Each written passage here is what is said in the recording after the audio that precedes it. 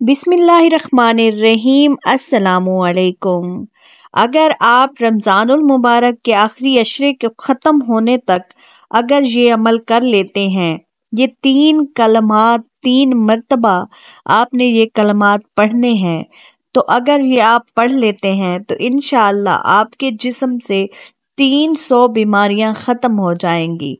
क्योंकि आजकल बीमारियां बहुत ज़्यादा आम हैं और बहुत ज़्यादा इनके इलाज भी आ गए हैं, लेकिन फिर भी लोग ठीक नहीं हो पाते क्योंकि कुछ बीमारियों की वजूहात कुछ और होती हैं, जैसे कि नजर बद, या किसी ने आप पर जादू किया है, या कुछ इस तरह के मसाइल जो कि रूहानी होते हैं, तो वो आपके जिस्म से दूर हो जाएंगे, हत्ता कि ला इलाज मर्ज भी दूर हो जाएगा।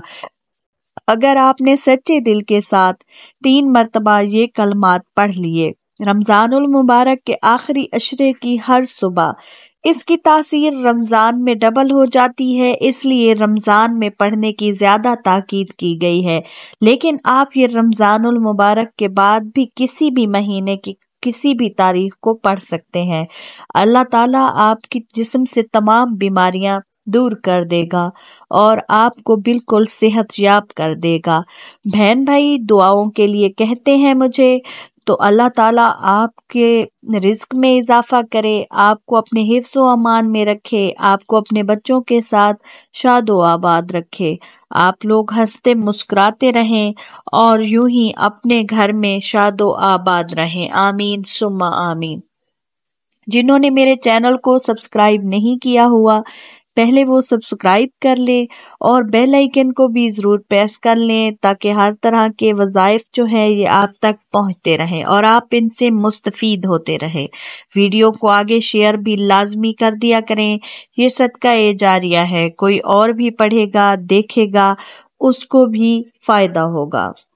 ये कलमात बहुत ही आसान से हैं, आपने इनको हर वक्त अपने लबों पर रखना है और आपने खसूसन रमजानुल मुबारक के आखिरी अशरे की हर सुबह में ये 3 कलमात लाजमी पढ़ने हैं।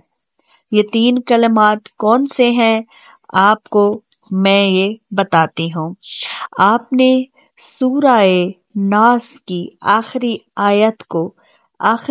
आयत को इस तरह से पढ़ना है कि आखिरी आयत के आखिरी 3 जो लफ्ज़ हैं उनको बार बार दोहराना है, उनको बार बार दोहराना है आपने और दोहराते जाना है। इंशाअल्लाह उसके पढ़ने से आपके जिस्म से तमाम नहुस्तें तमाम बीमारियां दूर हो जाएंगी। अगर आप पर कोई जादू किया गया है या आपको बुरी नजर है तो वो भी दूर हो जाएगी।